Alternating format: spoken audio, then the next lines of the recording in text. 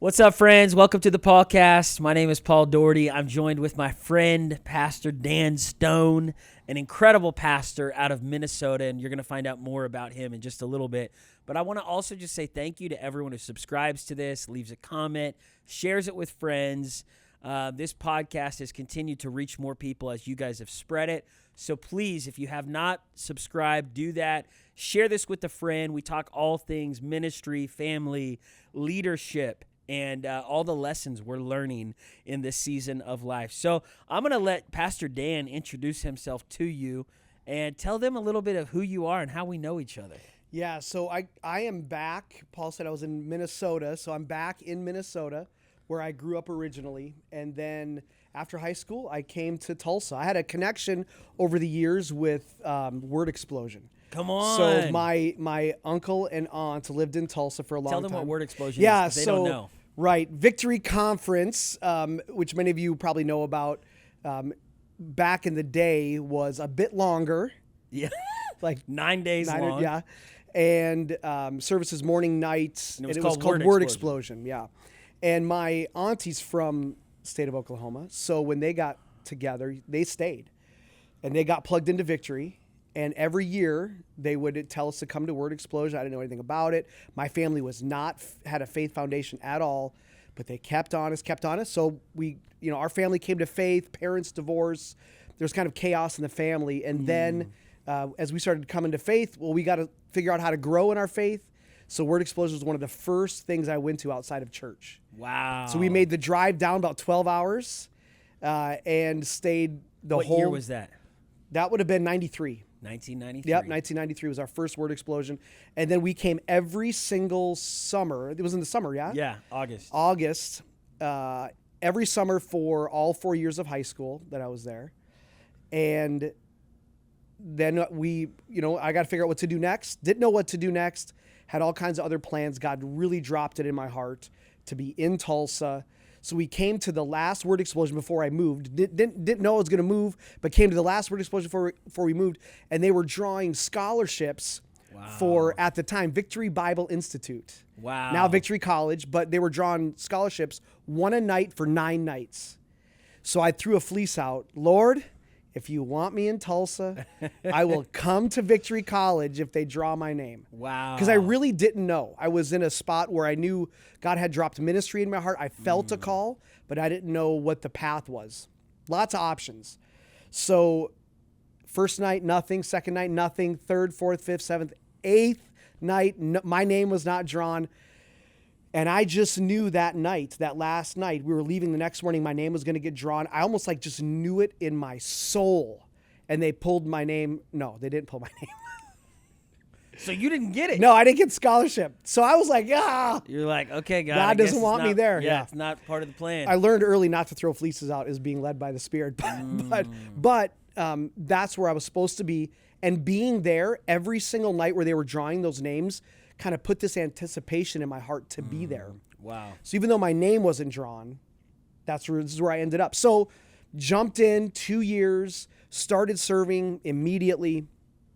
I had a blast yesterday with Victory College, talking about some of that stuff, telling some old Bible college stories that from day one, I just kind of jumped in, which is how we now know each other. Yeah. Because early on, my second year, which would have been 99. And I was 14 at the time. Okay. I started teaching Sunday school. Yes. The Sunday school teacher just was talking about how great middle school Sunday school was going. And I thought, I want to get involved in that because I knew student ministry was where God was pulling me. So I said, well, I'll get involved in that. And so I asked him, I said, hey, do you need some help? And he said, no, not really. I said, well, can I do something? You don't need anything? Like, does the room need to be set up? No, they set it up for me. He goes, well, you can come and take attendance. I said, okay, great. So I showed up.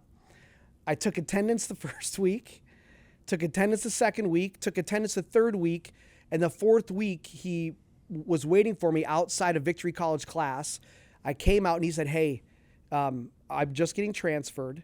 My job's taking me out of state. Who was this? I don't remember who. I can picture who he was. I don't remember his name. Wow. I knew him for 4 weeks. Wow. He was teaching. Do you remember him?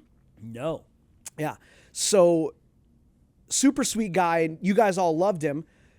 But he's like, I'm moving. Do you want to take it over next week? Yeah, let's do it. I don't know if he got approval for it or not, but the next week I jumped in and started teaching. And you were in that class. Your brother, Pastor John, was in that class. Daniel Henshaw would have been in that class. There's a good group. Yeah. Maybe Josh Malden might have been in that class. Yeah. So that's our connection. And then that was my start with Victory. And I was talking today with Daniel Henshaw, he's been on this podcast before. He's our executive pastor.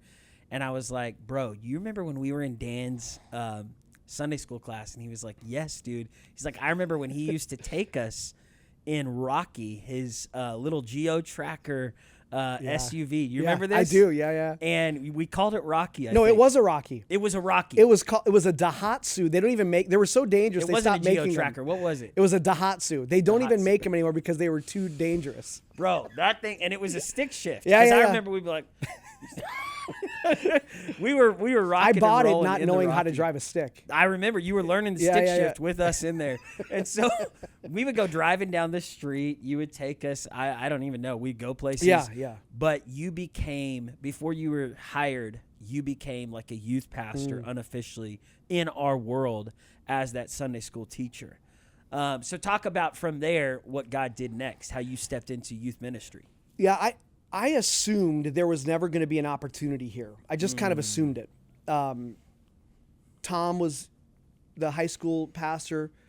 Sarah was the junior high pastor. And it was great. And I had no aspirations of anything. I just wanted to hang out with the students. So that's just what I did. I worked here at Victory in facilities, and I just hung out. Wow. Yeah. There was actually a shift available. I don't know what it was. It was like a bulletin of something. Maybe it was just a church bulletin, but it had listings for open positions at Victory. Yeah. I was working at a local restaurant, cooking, and it said facilities, daytime Victory Christian School, and one of the things was cleaning the lunchroom. Wow. And this thought popped in my head, well, there's going to be students in the lunchroom. And if I can get any proximity to students, hang out with them, just get to know them, build some relationships with them, because I was already a youth leader, this is another opportunity to hang out with them more. Wow. So I did. I applied for it, got the job, and I started cleaning up the lunchroom and hanging out with, it was elementary also in there, but then middle school had lunch, high school had lunch. So I got to see you guys at youth group on Sunday night, Wednesday night, Sunday morning for Sunday school, and then at lunch during the week. And so I didn't, the idea of like, I'm doing this to get into the ministry had nothing to do with it. That college just kind of kept pulling me to take action. So I just kept doing it. Wow. And then from there, I just kind of stayed faithful and doing youth ministry, working. I was involved in everything Victory was doing, I was doing. And then Pastor Billy Joe and Pastor Bruce and Tom offered me the junior high job. I didn't see it coming, had no clue. I was actually, I don't know if you even know this, but that year that I jumped on the team to join the Victory team, I was contemplating leaving Tulsa because I was so amped to be a youth pastor. Yeah, let's go. Like, I want to do this. And I wasn't like trying to get a job here. I mean, that would have been a dream, but it wasn't a possibility. So, and then all of a sudden it was. And so they brought me on and off we went. And I want to talk about the journey, but I think something that you and I have like talked even since you came this week to speak here, and you have a son that's even checking out Victory Bible College. But just thinking about how this generation doesn't seem to like, maybe there are guys out there like that, like what you walk through. And even I've shared with you my story of growing up as a pastor's kid, but serving and working as a janitor across the street at ORU.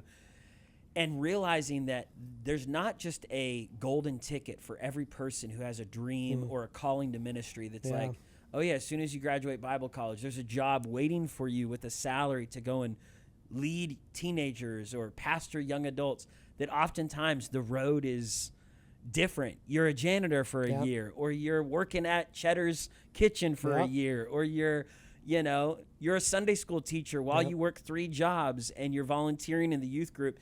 Talk a little bit about, as you're seeing this generation pursue ministry, what would you say to some of these people that are like, yeah, why haven't I stepped into my ministry role yet, my calling yet? Yeah, I think we equate position with calling, and those two things are not the same. So my calling, I can only speak from personal experience. My calling is what caused me to do whatever it is I was doing. If that was, so it pushed me towards Victory College. I needed some training. I barely knew the Bible when I showed up. So I needed biblical training. And I just kept saying yes to whatever was in front of me, even some things that didn't fit within the youth ministry world. Yeah. I just kept saying yes. Yes, if I could do it. So I got involved in kids ministry. And I didn't have a bunch of experience with like working with kids but it was an opportunity. It was needed. They came to Victory College. They said, hey, we need some 9 a.m. Kids workers over at the Maybe Center. Because at the time, Victory was having 9 and 11 at the Maybe Center. That's right. And then 10 o'clock here at the building. And so at the school. Yeah. And so here we are. I don't feel a call into kids ministry, but I could say yes to it. So I said yes, and I started serving and served there all the way up until I jumped into student ministry. At the time, Victory Youth was 24/7. So I just kept saying yes to what was in front of me. Now, the position, yes, it did come, but the Sunday school wasn't a bridge to the position. Right. It was a result of the call. Yeah. And so I think if we're not careful, all of us can we look at our calling as fulfilled when we get offered something, a position somewhere, an opportunity to lead something. A stair step. Yeah. When in fact, it's all, if you look backwards, it kind of does look like a stair step.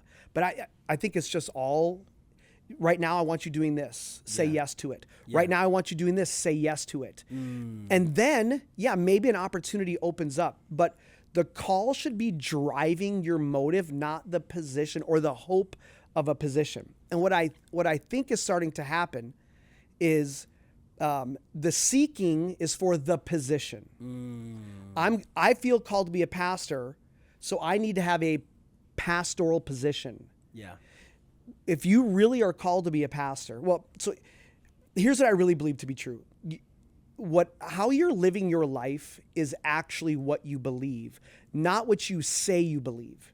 Yeah. So I've always thought if you ask me what I believe, I can give you a bunch of theology, but the better way to find out what I believe is to come hang out with me for a week. Yeah. That'll tell you what I actually believe. Yeah. And if you really feel called to be a pastor, then you can pastor at the restaurant. You can pastor in the office, right? Yeah. There were many nights here in the building where I was cleaning and I was in the Victory Christian School Chapel, which I had to vacuum, right? And I had to organize and get ready for the next day, that I was praying over chairs. Nobody saw that, and I've never even said that out loud until right now. I hadn't thought about that in years. I was praying over every individual child. Why? Because I was hoping to be a youth pastor? No, because the call was already in me. And so I started doing it. That call just kind of pushed me into it. So if you're a pastor, then pastor people. The position will come. Your gift, if you use it, your gift will make room for you somewhere. Yeah. But do it now. And so I think it's a danger. And people want a microphone. Yeah. They want a spotlight. Social media following. Yes, they want it. The YouTube channel, the podcast. Totally. So oftentimes they'll start that before they start loving and serving. Yeah. Well, when I was at ORU, and we're going to come back to your story, but when I was at ORU, I was in classes, and when I came to Victory Bible College after ORU. I went to Victory Bible College before ORU and after ORU, and in all of those classes, there were people, guys and girls, that were like, oh, yeah, I'm going to be like the next best youth pastor. Totally. I'm going to have a youth group of 1,000 teenagers, or I'm going to be a church planter. I'm going to build a big mega church. And I'd be like, where are you serving right now? And they're like, that's right. Well, on Wednesday nights I go to Rhema. On Saturday nights I go to Life Church. On Sunday mornings I go to Church on the Move. Sunday nights, I'm like, so you go to 10 different churches, and what do you do there? Do you serve? No, I just attend. I just receive. Yeah. And it was like they were all and critique. It was like receiving and critiquing and no contributing, no serving, And I think about how you modeled for me and my closest friends a life of service and, in a good way, humility, of like humbling yourself to, hey, I'll work as a janitor if I get to be closer to mentoring teenagers, if I get to help be in the lunchroom, I'll lead a Sunday school class. And that example stuck with me all through, even now. Like, I look at you and you had such a heart for ministry, not for position, like the calling. In fact, when you were our youth pastor in 2003, I came to you and I was like, hey, I want to intern for you. And you were like, okay, here's what I'm going to have you do. And it involved cleaning hallways, helping clean bathrooms. It involved like setting up chairs for junior high service. And then I was like, what about preaching? You're like, I'll do one preaching class with you a week, a preaching lab. I remember those labs. With you and Daniel Nelly. Nelson. And it was me and Nelly. And so we would come in there. We had to prepare a sermon for you, and you would critique it, and you'd be like, all right, you need to do this better and more scripture and a story. And I still remember all of that. It was so like molding, and it was pastoring me to one day become a pastor. And I think that I look at like some of the church world today and pastors and leaders, and I'm like, I know what I walk through even now as a pastor, wanting to help people who feel called to ministry. Yeah. And there's less and less people that are excited and feel called into ministry. Like I'm noticing that more and more as I walk our halls, I'll run into people and be like, what do you feel called to do? And not very many are saying, I feel called to be a youth pastor. I feel called to be a children's pastor. I feel called to be a senior. And so I'm like a little concerned. I'm like, what's going on in the world right now that's discouraging young people away from that calling into ministry? So my youth pastor, a guy named Chuck Peterson, one of the most influential people in my life, God sent him into my life at like the perfect time. I mentioned earlier, my parents split and it was kind of chaotic. And that's when Chuck was hired at my church up in Minnesota. Duluth, Minnesota. And he... I didn't like him at first. We wore a suit to church. I just didn't feel like I was connecting with him. I'm like, oh, this youth pastor's in a tie all the time. No one's ever going to like him. He ended up being amazing. He was the best. What was interesting was out of that group so we were probably sophomores when he came to the church, and it was a very small church at the time and a very small youth group. But as it grew, they definitely led us a certain way. Now, I didn't know any different. I didn't know there was another way to be led. It was my first ever youth group attending. The number of people that came out of that youth group that went into full-time ministry and are still there on the field as missionaries. We as a church, we support some of the students that I went to high school with that are now missionaries, but they've been missionaries for 20-some years. Wow. They're in their mid to late 40s. Wow. Some of them in their early 40s. But the percentage, I would say that group that they first came into was only about maybe 15 to 20 of us. Probably 80% of that group went into ministry in some way. And most of that group, I would say 75% of those are still in it. Wow. And I've looked back so many times at why. Like, did you just land into a whole group of kids that felt called into ministry? Yeah. And they all had the guts to say yes? But what they instilled in us is what serving others matters most. Serving others matters most. And they pushed it and pushed it and pushed it. And it was never about a spotlight. It was never about a microphone. In fact, they withheld those things from us probably longer than they should have to teach us that that's not what it's about. That's not what I remember Chuck telling me. It was my first ever youth sermon, and I was still in high school. I was nervous, and he asked me, "Hey, how much time did you spend?" Because I'm speaking like say in 3 weeks. How much time did you spend on your sermon this week? I said, like school, none. It's not for 3 weeks. Yeah. It's like, I have a test for 3 weeks. I'm studying in 3 weeks. Yeah. He's like, you should be spending several hours a week getting ready for this message if you're going to preach in 3 weeks. And he just pushed it and pushed it and pushed it. And then he asked me the day before, do you feel ready? Have you been praying? Wow. And I knew it. He didn't say it, but I knew it. If I hadn't been praying and not studying, he would have never let me get on stage. He said, you're not going up. Yeah, he definitely would have. So it was just a different mentality of what ministry is. And I think if I were to say one word that they got in me was the word be willing to sacrifice, because ministry, if you were to sum it up, is sacrifice. Yes. It's family, it's time, it's hurt, and it's pain, and it's joy, but there's a lot of sacrifice. Loss and grief. Yeah, absolutely. Funerals and weddings and miscarriages and calling the family that just walk through a divorce. Yeah. And people that you've loved and poured into getting up and walking away. Yeah. So all of that, it takes sacrifice. And I think sometimes we, in search of a position, ministry position, we don't start with sacrifice. There's nothing wrong with having ministry position. So in no way am I saying you shouldn't go after some kind of position somewhere, but sacrifice, laying down your life, picking up the cross is the first step towards the ministry. And I think that might be missing. Yeah. It's very interesting. I feel like you ingrained that in me as a teenager, just the way that you led and the way that you did not give me the mic when I wanted it as a intern for you. Well, now you know why, because it was ingrained, right? It was generational leadership. Someone ingrained it in me. And for me, the best part about it was I didn't know any better. I only learned one way. Yeah. I only knew one way. I came to faith in high school. I was only in one youth group, and then I was off and running. So I didn't know any other way. I'm just super grateful that someone invested in me that way. Yes. Otherwise, who knows what I would have passed on, right?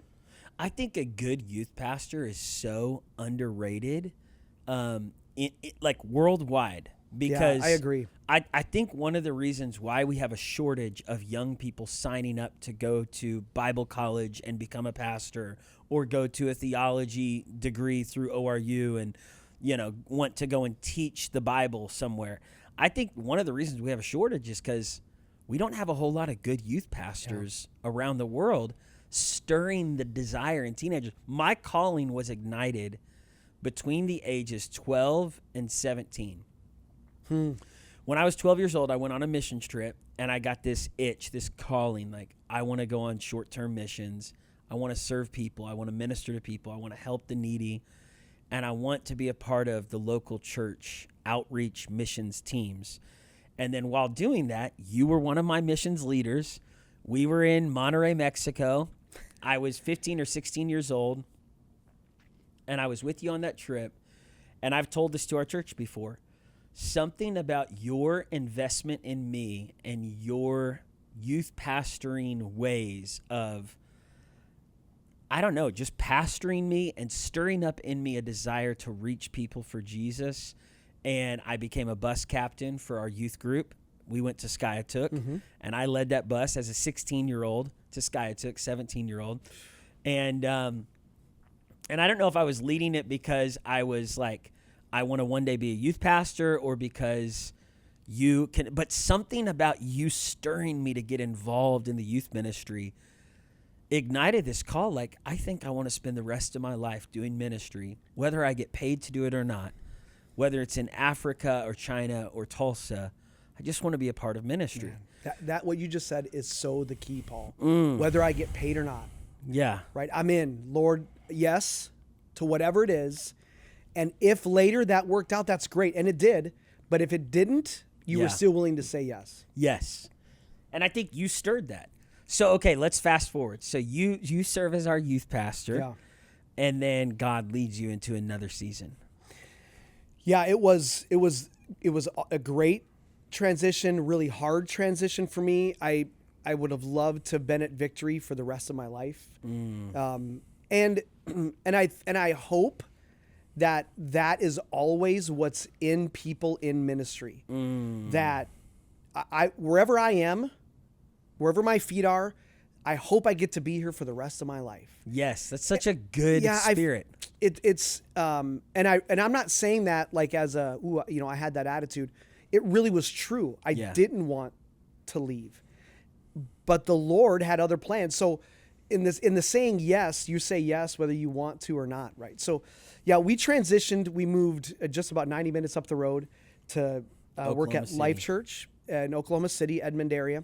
And I felt like, for me, people ask me all the time, what has been your greatest, and fill in the blank when it comes to ministry, what's been your greatest lesson learned in ministry? What's been your greatest experience in ministry? And then, especially people going into ministry, or if I get interviewed for something, give me your 3 best lessons that you've ever learned. And that's a hard thing to do. But what I will say is one of the greatest things I've ever had is exposure.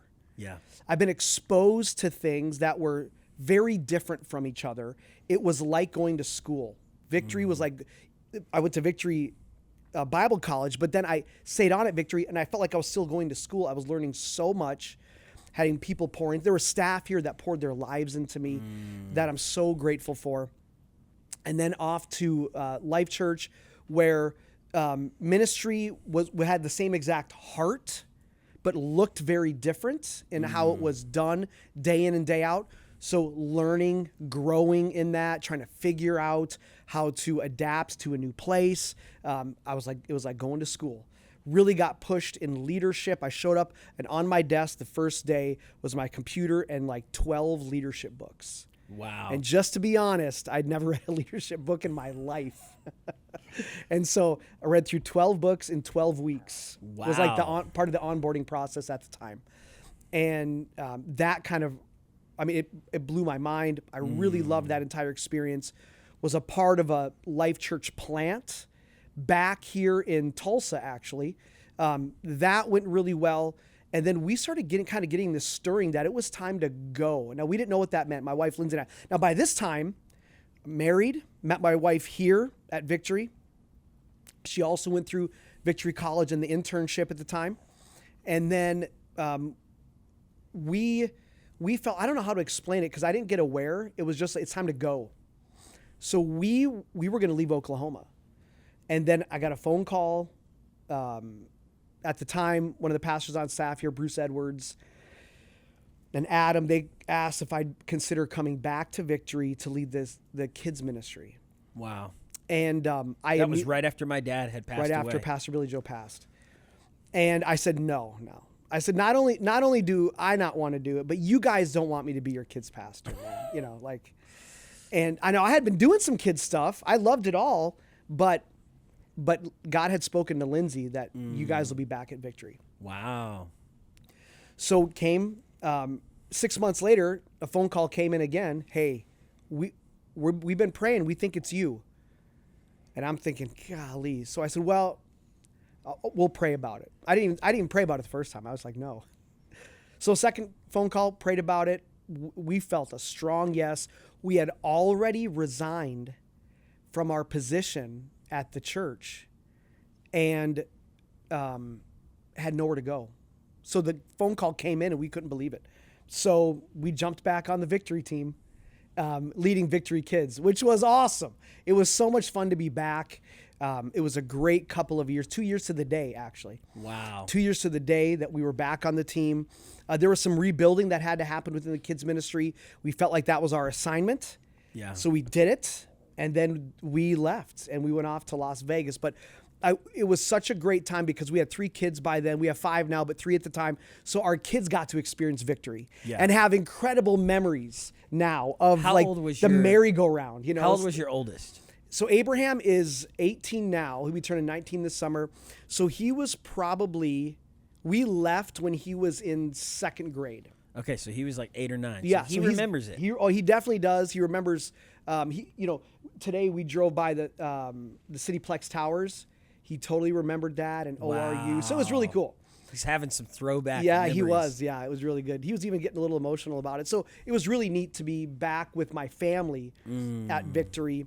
And then we moved off to Las Vegas. Youth pastored there for a while. Helped them with a campus in Florida, on the Florida-Alabama state line in a Roadhouse redneck bar called the Floribama Bar. The Roadhouse Bar. The Floribama Bar. Yeah, it was absolutely a roadhouse.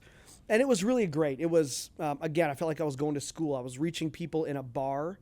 I would say 25% of the church attendance that morning probably did not come planning to go to church. They planned to come have a drink at the bar. Oh, and then they came into the church. So that was incredible. It was right on the Gulf, white sandy beach. Was your office in the bar? Yeah. Wow. My office was in the bar. It's you might be thinking like a bar, like the old TV show Cheers. This was a 3-story massive music venue. It was huge. Okay. So we could probably get 800 to 1,000. Right next to the ocean. I mean, you could hear the waves. And you could see them too. Yeah. Did your office look out at the Yeah, ocean? and I was high enough to see over some of the sand dunes. So yeah, you could see I mean, that's it was beautiful. amazing. That was our baptismal. We baptized people every week in the Gulf of Mexico. It was amazing. Wow. But yeah, it was just very unique, very rowdy. I know that, even like crying babies can disrupt a service sometimes, in church. 4 years there isn't a thing you can do in a church service to disrupt me. I have seen it all. From people standing up, people, they're 3-4 cocktails in, standing up on their chair, preach it, preacher, woo! To birds flying through. It's kind of an open air thing. Sand crabs. If it was an outdoor vibe service. Yeah, it had a roof, but it didn't have walls. We'd have to close and you would have them. service during rain too. Yeah, we could have it during rain. We would just close the walls during rain. It was like this old bar, so the rain would come down the pillars and people would have to move. I mean, it was chaotic. Wow. For sure. But it was beautiful. So we were there for 4 years. And then Vegas for how many years? Vegas for 3 years. So that was together. Pastoring in Vegas. Yeah. Was that wild? Was that hard? Did you because that's Sin City, right? Yeah. I mean, you got all kinds of stuff going on. It was there. very unique. You and I talked about this actually earlier today. Every city is so different, and ministry is hard. So it was just hard in a different way. Yeah. Tulsa can be called hard. Yeah. Duluth, Minnesota can be called hard. But ministry is hard. Reaching people is hard. And so reaching unchurched people is very hard. And so this church in Vegas it had its own challenges.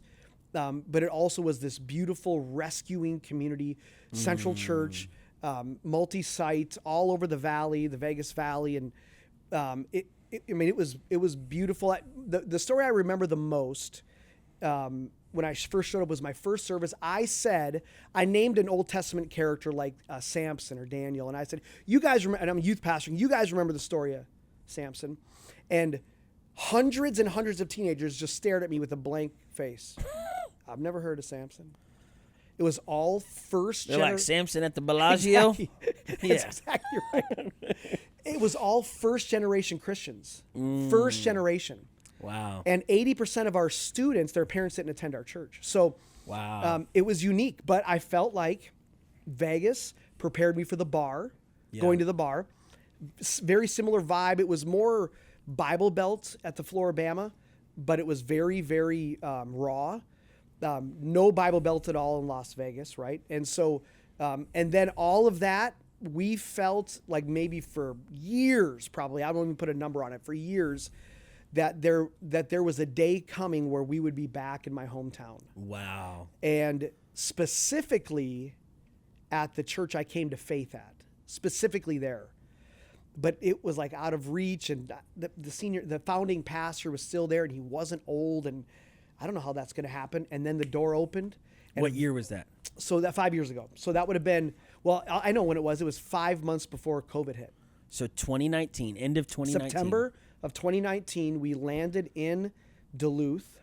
Yeah. And then 5 months later, COVID hit. Yeah. And you took over the church right before COVID. Right after. So I took over the church right after COVID, actually. The founding pastor stayed in his role for another year. But literally everything went crazy for months and months and months. And I know every experience was different, but every church walked through some very interesting stuff during COVID, no matter where in the country you lived. Yeah. And so, yeah, we led the church out of COVID. The founding pastor led it into COVID, and we led it out of COVID. So you take over this church in Minnesota, which was a wild state during COVID. Yeah, it really because you had the was. riots. Everything was break out on in lockdown. Minneapolis. George Floyd, the whole thing. Yeah. And how far is Duluth from Minneapolis? 2.5 hours to basically the spot that it all kind of started. Yeah. Okay. Because I remember the summer of 2020, it was, every day I was on the news watching riots in different parts of the nation because of Minneapolis.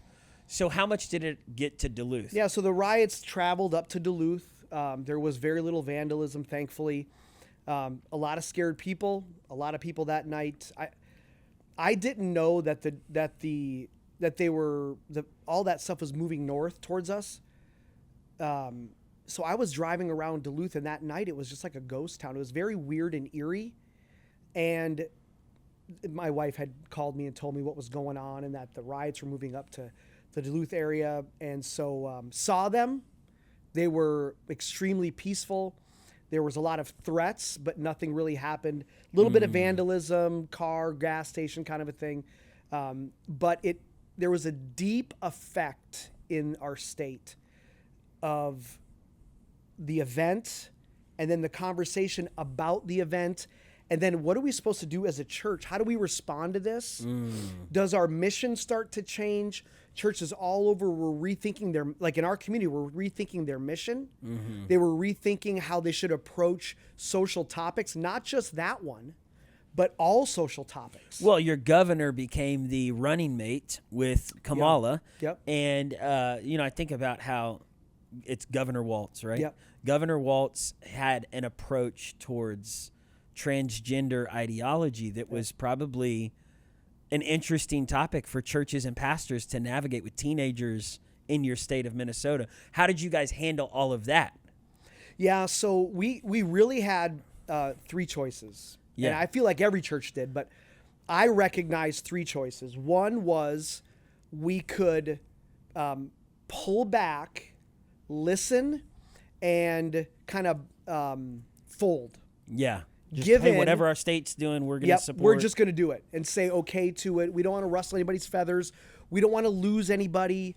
And you could see individuals and faith-based organizations start to do that. Like when I say individuals, like just people. Yeah. Start to do that. Well, maybe we're being a little too dig our heels in. Maybe, you know.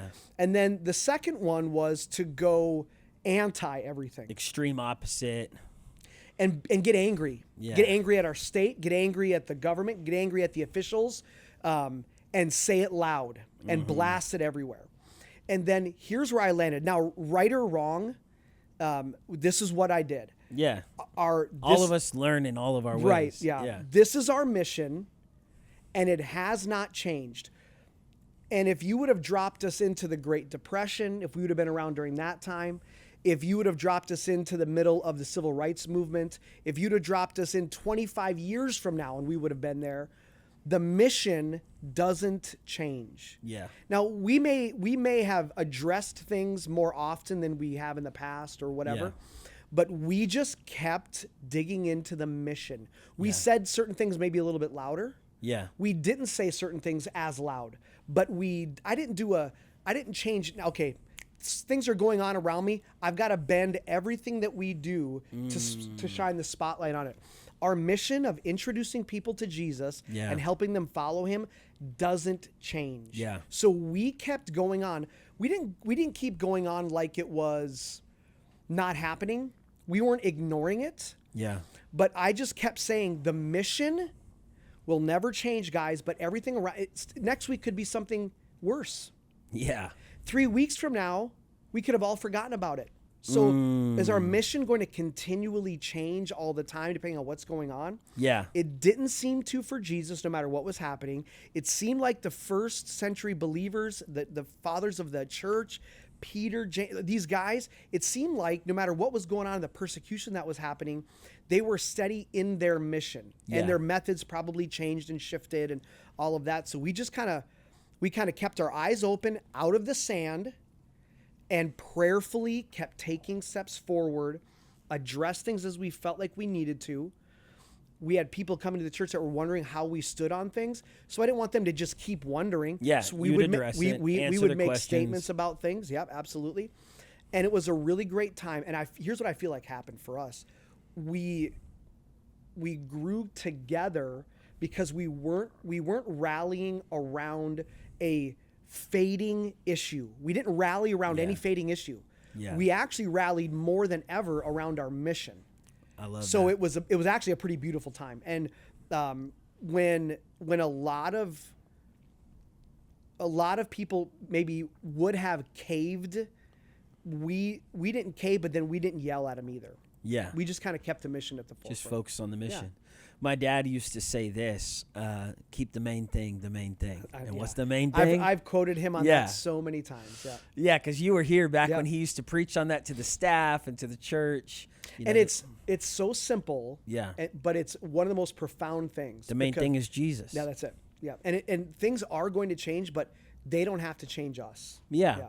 And it doesn't have to become our church's mission to get so focused on this one political, controversial thing, because that thing's going to be no longer a big deal in a year. Yeah. So you address it, but you keep focusing on Jesus. You keep focusing on reaching the people in your city with the message of Jesus. Yeah, and if that becomes a reputation that you have, if no matter what's going on, man, it seems like Victory is always about Jesus. Yeah. And not about everything else, then people may be annoyed at it at first. Like, well, why aren't you talking about this more, Pastor Paul? Like, why aren't you? But then the second thing happens, and then the third big things happen, and then all of a sudden the world's like, it's up and down, and years go by, and everything else is unstable, but they know that church is stable. This is all we've been watching for years, and everything's unstable, but that church is stable. That will say something to them. Come on. Even the lost.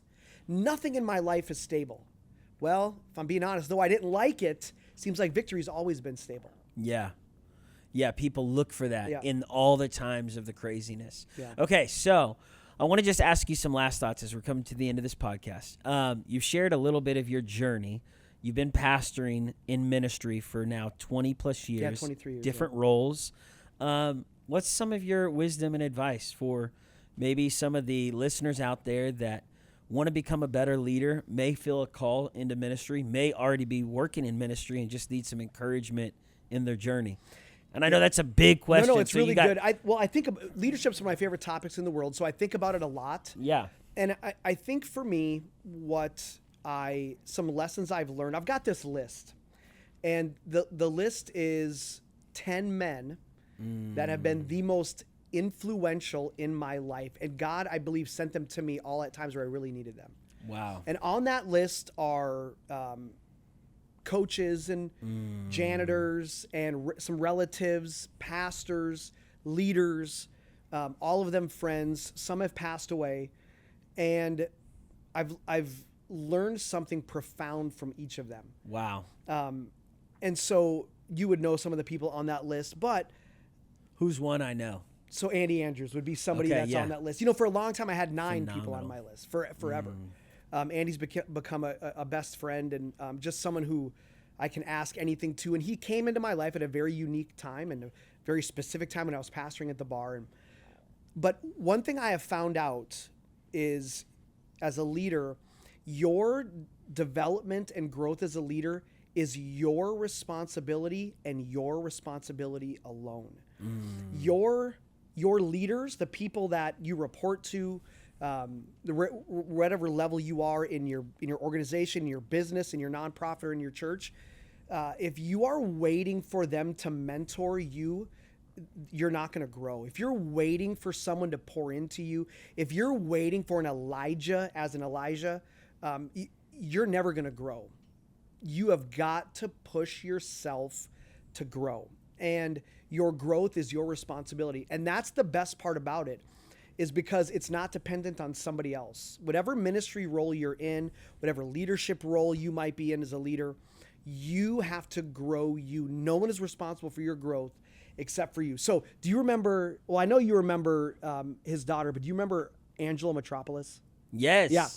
So Angelo became I worked for him full time for a couple of years. I traveled all over with him, went to Greece with him, his hometown. I traveled with him in 10 crusades and stuff. Wow. I worked for him, and I would sell his books and tapes and all that stuff as a traveling evangelist.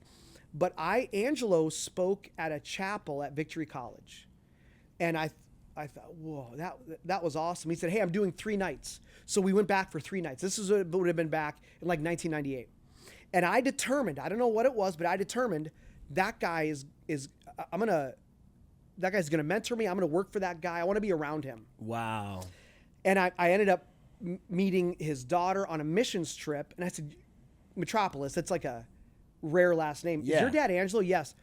So I ended up meeting him. Wow. And I said, hey, can I work for you?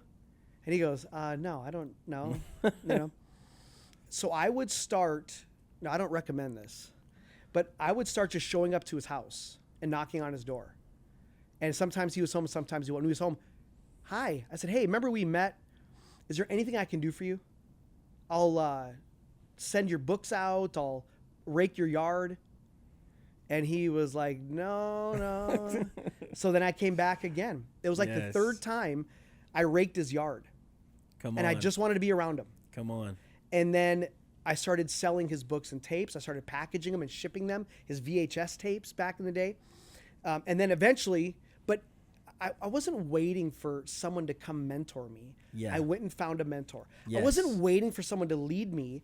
I started learning leadership. My leadership is my responsibility. And so I think that was, for me, it's the one thing that carries true no matter what level of an organization you're in. Don't look to be mentored. Learn to grow yourself. Your leadership is your responsibility.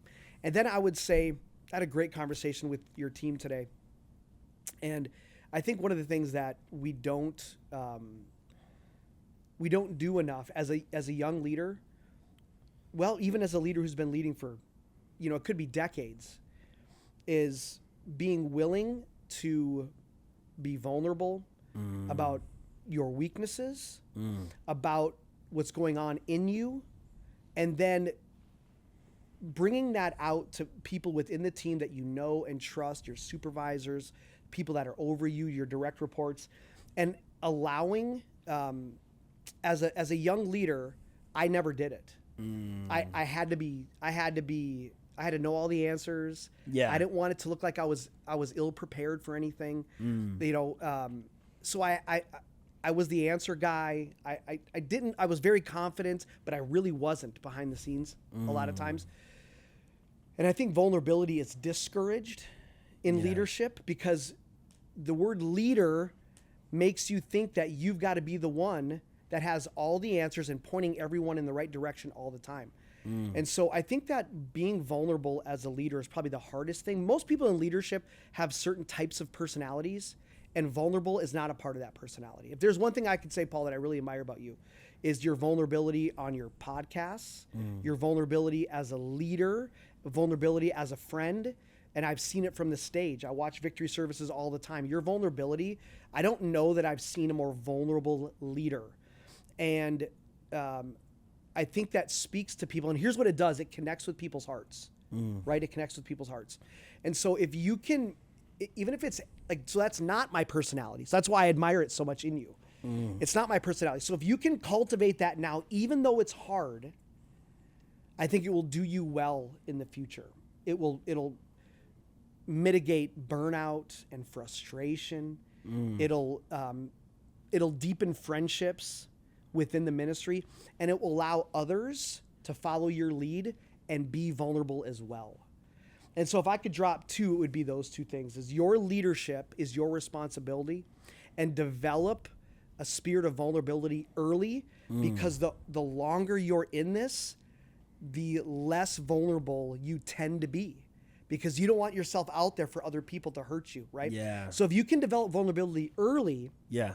you can be vulnerable for the long term. It's really good. Going back, I want to ask you one more question. Dan Stone today, what would Dan Stone this day, I don't know how old you are today, but what would you say to Dan Stone, who showed up in Tulsa as an 18-year-old, right, to come to Victory College?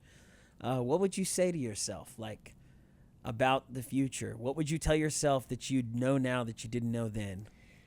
Yeah, I would definitely say don't take yourself so seriously, because I did. I took everything. I felt like you were pretty playful. You were fun. Oh, good. Yeah, well, so I will say when I was doing that was genuine. Youth ministry. I was loving it. Okay, good. But I still remember one of your sermons you told about having a crush at camp on a girl, but it was dark outside, and when you got closer to her, she wasn't as pretty as you actually thought she was. True story, absolutely. And it was like the beer goggles or something, like you were seeing. That's what it was. Yeah, you were seeing. seeing. I had just been at the altar. That was 25 crying. years ago. I still remember the sermon because I laughed so hard the way you told the story. Yeah, I had the Holy Ghost goggles on. I was at the altar crying.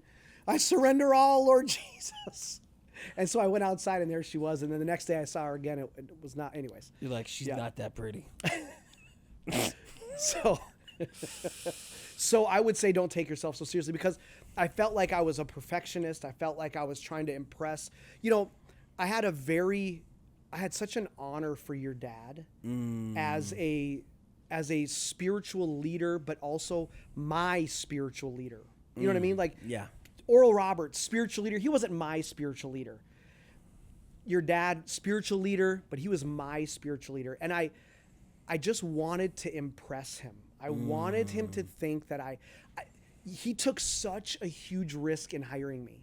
I had no business being in that position at first. I knew nothing. No, bro. And you were the right guy. well, yeah, and I'm grateful for it. But I mean, there were some sermons. So I remember doing Sunday school, and Pastor John Daugherty was always so kind to me after Sunday school. Danny, that was so good. That was really good. That was really challenging. He has no idea what that meant to me. Wow. Because I didn't even know what I was talking about. Wow. Sometimes it was like, was that even biblical? You know? Wow. And I remember distinctly you saying one time right after a class, well, and you patted me on the back like you were a big brother, you know? Oh, and you my were like, gosh. you're like, get me out of well, here. it wasn't as good as last week. No, Danny, I'm sorry. I was a punk back then, bro. No, you weren't a punk. Bro, you were I was a genuine. punk. I was a punk. I've changed since then. I would never do that to you anymore. So I would would tell never myself, do that to I you. would tell myself, don't take yourself so seriously. Enjoy it more. And then I really, even though I really did, I feel like I put my feelers out in a lot of different areas. I would think back, I would tell myself, try more. Like, you may not stay there. Like, take more risks. Try more. Do some more stuff. You don't have to stay doing it, but at least check it out. There were ministries within the church that I was like, I don't know if I don't want to greet. Who wants to greet, you know? And then when I became the youth pastor, it was one of my responsibilities, and I loved it. To be the greeter. Yeah. As teenagers are coming That's into right. youth group. But looking back, I wish I would have just done it. Just on my own, just go do it. So I don't think we do enough. I don't think we try enough stuff. And but you're going to learn so much. The greatest ministry training I ever had was sidewalk Sunday school trucks. Wow. At Victory back in the day. Yeah. You never knew what was going to happen. Show up to an You apartment never knew what complex, was going to show up. We had a truck. Open up the side bed A of the truck. stage would come down, and you do a kids' church service at an apartment complex on the side of the road. In the parking lot. In the parking lot, and then you would give out groceries. While it's 106 degrees in Tulsa. Absolutely. We did it all summer, all school year, until we couldn't anymore. So, if you're going into youth ministry, I'm not doing kids stuff. I'm so glad I said yes to that. So I would say just Dan, do more stuff. Yes. Try more stuff. Take some more risks. Yeah. You don't have to be there for 5 years, but do it and get the exposure. Because I think exposure is one of our greatest teachers. Yes. So good. I love this. I could keep talking to you for hours about all this. Well, guys, you have heard some amazing content from Pastor Dan Stone. Where can they read or listen to more of your stuff as you share? Because you have a ministry, you're preaching. Is your messages out there if they want to follow you? CC. Everything's on there. Okay. Hermantown CC on all the social media, YouTube. Hermantown CC. Yep. And they can find you on Instagram. Yep. Dan Stone on Instagram. Yep. At Dan Stone Jr. Yep. JR. Yeah. Okay. Guys, thank you for listening to this. Share it with some friends. Pass it along. And we're going to post his sermon as well that he preaches to our church tonight in service. This will probably go up sometime in the next few weeks. But we love you. God bless you. Stay tuned right here on the PAULCAST for more episodes like this.